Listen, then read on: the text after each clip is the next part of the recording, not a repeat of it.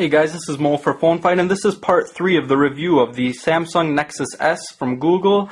Right now we're going to go into the music player and also the video player on the Nexus S. This is a stock build of Android 2.3, the Google experience. This is the newest Android version, Gingerbread, just released on December 16th, 2010, available exclusively at Best Buy locations. Let's check out the music player right away. It's still your typical stock Android music player. I feel like it's still lacking a few features. Let's check it out anyways. You have obviously your artist tab, albums, songs, and playlists. Let's go to artists. This is something I'm not sure if it was available before. I just kind of noticed it. Is that when you select an artist, it shows in the background instead of just a plain black wallpaper. Now it shows the album art zoomed in. Let's go back. Let's go to albums. Shows you a list of your albums. Go to songs. Let's play something here. There's the music player. Landscape mode is pretty much the same thing. There's no cover flow or any special effects when it comes to the music player. It's pretty typical stock music player. Let's exit out of here. If you wanted to access it after you left the music player, it's real simple. Just scroll down the notifications bar and tap right on it. There's nothing real special, in my opinion, about the music player on the Android devices. I'm really hoping that they work on that for Honeycomb at least. I was hoping that they would have worked on it for this. You have your list view, shows your list of other songs that you have in queue. Your shuffle button, your repeat, it repeats all songs when you hit that. And then down here you have your library, party shuffle, add to playlist, uses ringtone or delete the song. Sorry, let me show you one more thing. So, speaker quality is very good. Sound crystal clear. There is no static or anything like that when the volume's real loud, and it's actually a pretty loud speaker for phone calls and for music. So let's lock this. I just wanted to show you one thing. There is no lock screen controls. So if you're driving and your phone locks by itself, obviously the screen will turn off while you're driving, and you want to change to the next song, you have to actually unlock the screen and go back into the music player app. I know that there's apps that will, third-party music players that will let you use the lock screen as a music controls to change the songs. I just prefer stock. I like when stock music players do it right the first time. You don't have to download a third-party app where you might have bugs, you might have force closes.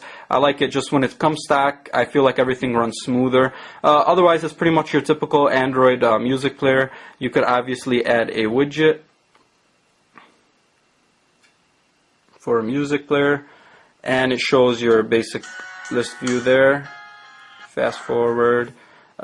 Nothing big deal in my opinion. It's not that it's not a big deal, it's just something that we've seen before. It's nothing new. I was hoping 2.3 would bring something new to the table. Especially with a screen like this, I would have wanted it to be more media oriented. Let's check out the video player. For video player, you basically go into the gallery, and let's select video, and let's check out the avatar trailer. Start it all over. And as you could see, you could play it in landscape mode. Let's fast forward here. And it also rotates into full screen mode. The picture quality is stunning with the Super AMOLED screen. The colors are real rich. There is no oversaturation. The colors don't seem too light. It's not that you don't see pixels. It's more that the colors are just richer and they just look more realistic. So here's the video player. Pretty typical. Fast forward, pause, play. I kind of wish it would have had an expand the screen for some videos that are only widescreen or they're a little bit smaller, where you hit the expand and it goes to full screen automatically. Not a big deal. I mean, especially since this video looks like it's already in widescreen mode. I just know that some players have the expand options. Let's go back into the gallery. Let's check out another video. This is at the Chicago Bulls game. And this is actually a recording. Alright, enough of that. So that's your pretty much video player. I mean, nothing fancy. It does the job, especially with the Super AMOLED screen. I feel you are going to use the music player. I don't think that you would let the Super AMOLED screen go to waste. One last thing. Let's check out the YouTube app. And this is the new YouTube app. It is available also for Android 2.2, so it's not exclusive to the Gingerbread OS. Let's select the video just to give you an example. And it starts playing the video in landscape mode, in portrait mode, I'm sorry. It gives you your info right here. You could scroll down, slide over to related videos, and you go into comments right over here. All those crazy comments.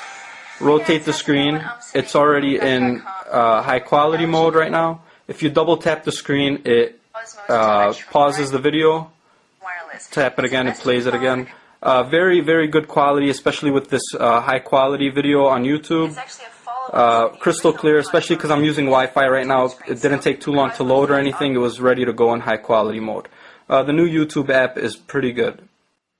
Overall, I'm going to recommend the Nexus S for anybody looking for a pure Google experience with no overlays, completely stock, latest software version. It's definitely going to be the phone for you. You don't have to worry about getting your updates later. Everything is going to come to you probably directly within weeks of the actual updates being released, especially 3.0 coming out hopefully soon, where they revamp the whole design. Otherwise, I feel honestly that there is no huge jump from 2.2 to 2.3. Your basic features are the same, except for a few differences, the app tray being different. It's really not too much of a big difference. The things about this phone that I really love is the quality, the actual design, I'm sorry, is beautiful. It's real sexy. It's got the newest Android build on there. It's going to have the updates first before anybody else. However, some of the drawbacks are really things that I use every day, and it's real hard for me to recommend based on those drawbacks, unless, like I said, you're a pure Google fan. Lack of LED indicator light, lack of actual physical buttons, including a camera button, lack of 720p video recording. Those things all go into it where it's just hard for me to recommend this phone, because I know that myself, I would not be able to use that phone. Especially the battery life on there also.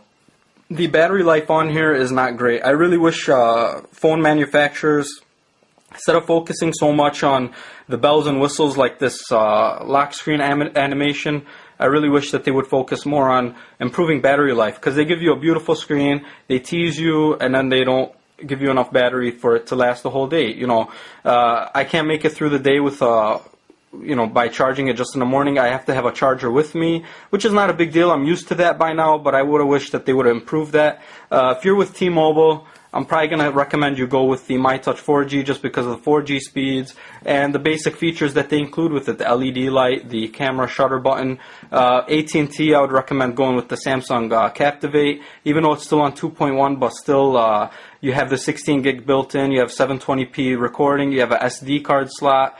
I just feel that there are better options, especially for the Captivate, that you could use at&t 3G, where this is at&t Edge, which I really doubt that somebody would want to downgrade to Edge data speeds just to have the latest Android device, especially since it's not a huge jump up. Make sure you stay tuned, guys. I'm going to have phone fights between the Samsung Nexus S, and the MyTouch 4G. I'm also going to have a phone fight between the Nexus S and the iPhone 4. So stay tuned for those. If you didn't already, please subscribe. Make sure you follow us on Twitter if you're into Twitter, at Phone Fight. And make sure you like us on Facebook, Phone Fight. Look us up.